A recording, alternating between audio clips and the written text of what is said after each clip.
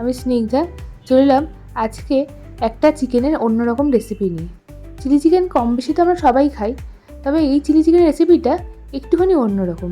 এই চিকেনটার নাম গন্ধরাজ chilli chicken. আর এইটা বানানোর জন্য প্রথমে আমি চিকেনটাকে নুন আর লেবু রস দিয়ে খুব ভালো করে ম্যারিনেট করে রেখেছিলাম, প্রায় ওই 1 ঘন্টা মতন। তারপর আমি এই চিকেনটার মধ্যে দিয়ে দেবো ডিম, আদা রসুন বাটা, একটুখানি টমেটো সস, সয়া সস আর নুন। যেহেতু সয়া সস দিয়েছি, নুনটা একটু পরিমাণ মতন দিতে হবে। আর তার মধ্যে দিয়ে দেবো আমি কর্নফ্লাওয়ার। এবার আমি এই চিকেনের কালারটা যাতে একটু ভালো আসে ওই জন্য দিয়ে দেবো অল্প একটুখানি কাশ্মীরি লঙ্কার গুঁড়ো। এটা অপশনাল, তোমরা যদি না চাও তো নাও দিতে পারো, কোনো অসুবিধা হবে না। তারপর আমি চিকেনটাকে ভালো করে মাখিয়ে নেব। চিকেনটা মাখানো হয়ে গেলে আমি ম্যারিনেট করা অবস্থায় মোটামুটি রেখে দেবো 1/2 ঘন্টা। এটা ম্যারিনেট করা অবস্থায় 1/2 ঘন্টা রাখাটা ইম্পর্টেন্ট নয়, তোমরা চাইলে নাও রাখতে পারো। এবার কড়াইতে তেল গরম করে আমি একটা একটা করে চিকেনের পিস ওর মধ্যে ছেড়ে দেবো আর ওটাকে ডিপ ফ্রাই করব। তো একটা পিঠ হয়ে গেলে আমি আবার অপর পিঠটা উল্টে এরমভাবে ফ্রাই করে নেব। চিকেনটা যখন এরকম লাল লাল মতন হয়ে ফ্রাই হয়ে আসবে তখন আমি এগুলোকে তুলে একটা বাটিতে রেখে দেবো।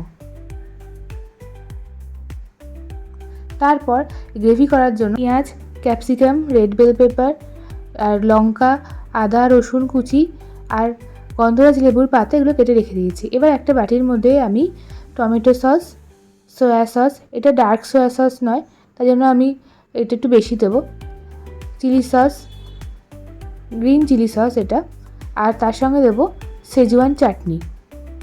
এইটা দিলে কি হয়, টেস্টটা খুব ভালো হয়। এই বাটিটাকে আমি সাইডে রেখে দেবো। এবার যে তেলটার মধ্যে আমি চিকেন ভেজেছিলাম সেটার মধ্যেই দিয়ে দেবো কুচনো রসুন আর আদা, আর তার সঙ্গে দিয়ে দেবো চেরা কয়েকটা কাঁচা লঙ্কা। এবার এইগুলোকে দিয়ে আমি ভালো করে গোল্ডেন করে ফ্রাই করে নেব। আর যখন গোল্ডেন করে ফ্রাই হয়ে যাবে তখন আমি এর মধ্যে দিয়ে দেবো গোটা গোটা কেটে রাখা পেঁয়াজগুলো আর ক্যাপসিকাম আর রেড বেল পেপার। এগুলো দিয়েও আমি বেশ কিছুক্ষণ ফ্রাই করব।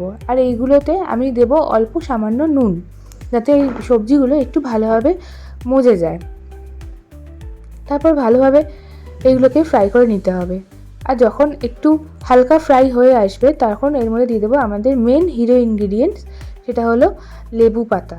এই লেবু পাতাটা দিলে গন্ধটা এত ভালো আসে আর চিকেনটা খেতেও খুব সুন্দর আসে। তারপর এই লেবু পাতাটা বেশ কিছুক্ষণ ধরে ফ্রাই করার পর আমি এর মধ্যে অ্যাড করব সেই মিশিয়ে রাখা সসটা। এই সসটা দিয়ে ভালোভাবে নেড়ে চেড়ে কিছুক্ষণ ফ্রাই করে নিতে হবে। তাতে কি হবে, এই যে সসের যে কাঁচা গন্ধটা সেটা চলে যাবে। আর ওটার পর আমি এর মধ্যে ওই সসটা যের মধ্যে রেখেছিলাম যে বাটিটা, সেই বাটিটার ধোয়ার জল আমি এর মধ্যে দিয়ে দেবো। আর একটুখানি সামান্য আমার নুনটা কম লেগেছিলো বলে আমি পরে একটু দিয়েছি। তোমরা কিন্তু অবশ্যই নুনটা চেক করে দেবে, কারণ যেহেতু সয়া সস আছে তাই নুনটা প্রথমেই অনেকটা বেশি দিয়ে দেবে না। তারপর আমি ভেজে রাখা চিকেনগুলোকে দিয়ে ভালো করে সসের সঙ্গে আর ভেজিটেবলসগুলোর সাথে মিশিয়ে নেব। আর মেশানো হয়ে গেলে আমি দিয়ে দেবো সামান্য একটু জল। আর এই জলটা দিয়ে আমি খুব ভালো করে চিকেনগুলোকে মেশাবো।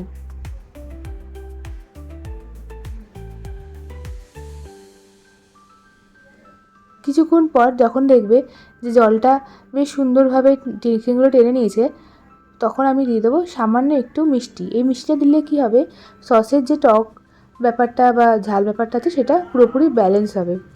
তারপর সবশেষে দিয়ে দেবো আমি কর্নফ্লাওয়ার গুলে রাখা জল। কিছুক্ষণ ফুটিয়ে নিলেই রেডি হয়ে যাবে আমাদের গন্ধরাজ চিলি চিকেন।